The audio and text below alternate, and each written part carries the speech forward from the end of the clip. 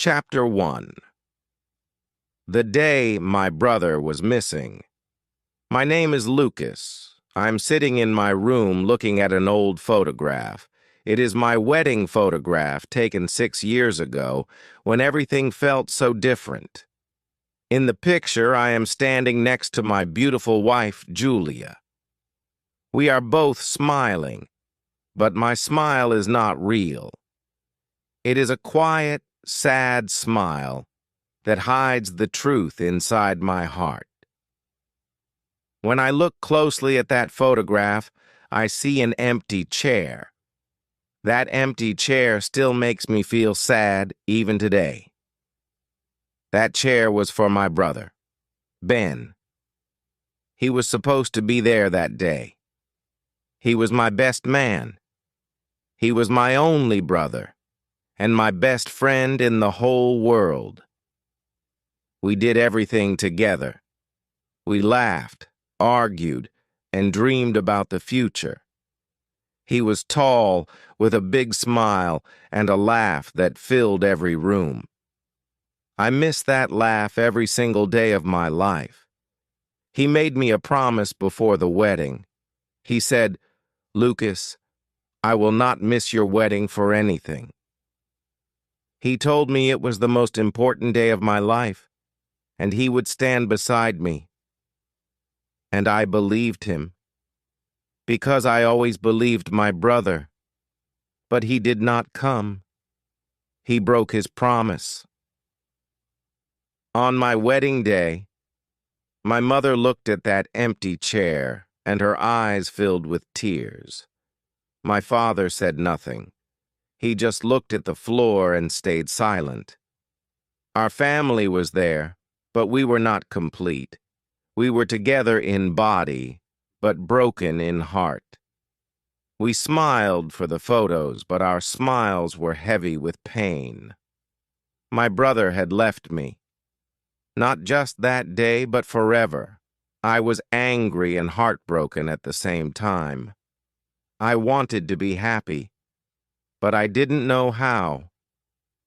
Julia held my hand and looked at me with kind eyes.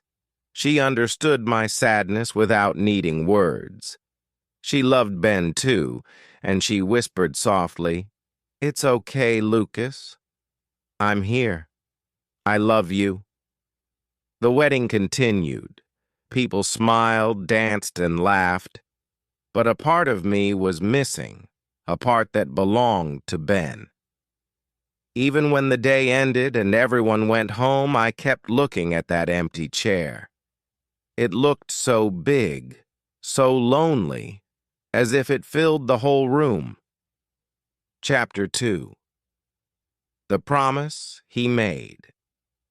I often think about the last time I spoke to my brother. It was 2 weeks before the wedding, a normal day, before everything changed. Ben was away on a work trip, driving through another city. He called me on the phone while he was on the road. His voice was full of energy, full of that same old happiness. He said, "Lucas, little brother, how are you?" I smiled and said, "I'm good, Ben. Just busy with all the wedding work." He laughed that big, loud laugh I can still hear in my head. He said, "Don't worry. I'm almost done with this job. Everything is going great." Then he said he had good news. I asked, "What news?" He said, "I'll be home 1 week before your wedding." Then he laughed again and said, "I promise, Lucas. I will be there. I won't miss that day for anything in the world." And I believed him, because brothers always believe each other. I was so happy after that call. I needed my brother beside me on that big day. I said, "You must be here, Ben. You are my best man. It will not be a real wedding without you." He laughed softly and said, "I know, Lucas. I know. I'll be there." Then he said it again. "I promise." We talked for a long time that evening. We talked about football and how our favorite team always lost. We talked about Mom and Dad and how they still argued about everything. We even talked about our childhood, the old park, the summer rains, and our secret jokes. It was a warm, happy conversation that made me feel close to him again. Then he said, "Okay, Lucas, I must go now. I need to drive. I'll see you next week. I love you, little brother. Get ready for the big day." I smiled and said, "I love you too, Ben. Please drive safe." When I put the phone down, I was still smiling. I was not worried at all. My brother always kept his promises. Chapter 3. The call I will never forget. A full week passed, and still Ben did not come home to us. At first, I thought maybe his work was taking longer than he had expected. I called his phone again and again, but it only went straight to voicemail. His recorded voice sounded so full of life, so warm and happy as always. He said, "Hi, this is Ben. I'm driving or busy. Please leave your message." Hearing his voice made my chest tighten, like the air had suddenly become heavier. I said softly, "Ben, where are you? Please call me back. The wedding is near." But he never called me back. Not that day, not even the next one. Again, I tried calling. Again, there was silence, only that cheerful voice on voicemail. Something felt wrong. My heart began to pound and fear slowly filled my body. Then suddenly the phone rang and it was my mother's number on the screen. I answered quickly, but my mother didn't speak. I could only hear her crying. It was the kind of crying that tears the heart apart and fills it with dread. I said, "Mom, please tell me what happened. Why are you crying? What's wrong?" She tried to speak, but no words came, only broken sounds and deep sobs. Then my father took the phone. His voice was quiet, shaking, and full of pain. He said slowly, "Lucas, you need to come home right now, please." My heart froze. "Dad, what happened? Is it Ben? Please tell me the truth." There was silence. I could only hear his breathing on the other side. I shouted, "Dad, answer me! Is Ben hurt? Is he in the hospital?" Then came the words that broke my world into pieces and changed everything forever. "Lucas, there was an accident, a car accident. Ben is gone. He's dead, son." The phone slipped from my hands and hit the floor with a terrible sound. The world stopped moving. I couldn't breathe. My knees gave way beneath me. I fell hard onto the floor, shaking, crying, whispering, "No, it's not true. It had to be a mistake. My brother couldn't be gone, not Ben.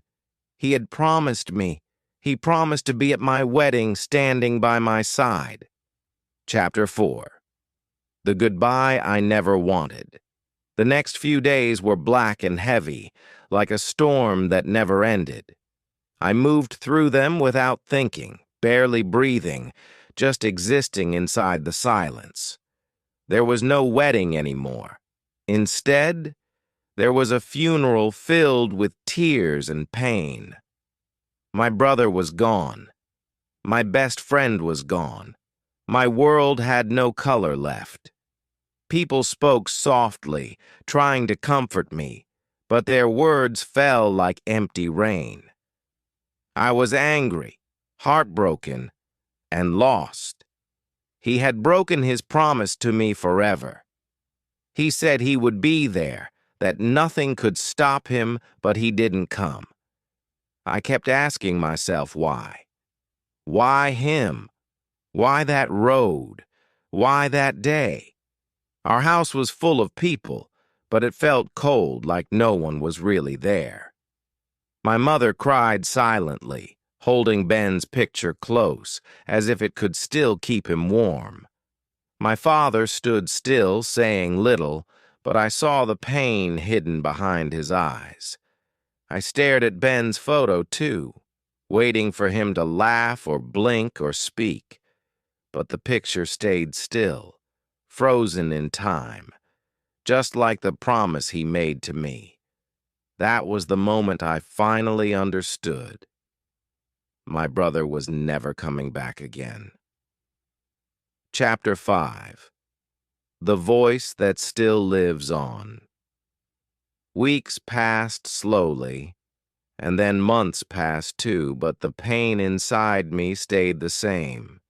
It never really became smaller. It just lived quietly somewhere deep inside my chest. I couldn't bring myself to touch any of his things, not even his old books. His room stayed closed, filled with silence, like he might still walk in someday.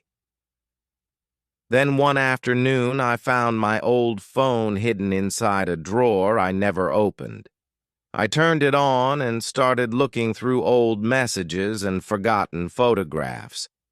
That's when I saw a voicemail from Ben, from the very day of the accident. I had never listened to it before. My hand started shaking when I saw his name. My heart beat so fast that I could hardly breathe as I pressed the play button. Then his voice filled the room, bright, cheerful, full of life, just like before. He said, "Hi, Lucas. I'm driving home now. The road is busy, the traffic is terrible. I'm so excited to see you, but these cars are moving so slowly today. Listen, if I'm late for the wedding, please don't wait for me, okay? Start without me. But save a seat for me right next to you. I'll get there, Lucas. I promise. See you soon, little brother." The message ended, but I played it again and again and again, almost 10 times. Those words, "keep a seat for me," echoed inside my heart until I started crying. I cried for a long time, maybe for hours, sitting alone in the quiet room. He wasn't late for the wedding. He was gone from this world forever. My brother was never coming home again, no matter how long I waited. 6 years passed after that day, and somehow life continued, slow and gentle. I am still married to Julia, and we now have a small, happy home. We have a son, a beautiful boy who fills our days with laughter and light. He is 3 years old now, with big, bright eyes and a loud, joyful laugh. Sometimes when he laughs, it feels like the whole house fills with sunshine again. We gave him a special name, a name filled with love and memory. Ben. We call him Little Ben, and he makes our lives feel full again. He runs through the house, chasing toys, shouting happily, full of endless energy and joy. Every night before he sleeps, I tuck him in and tell him a small story.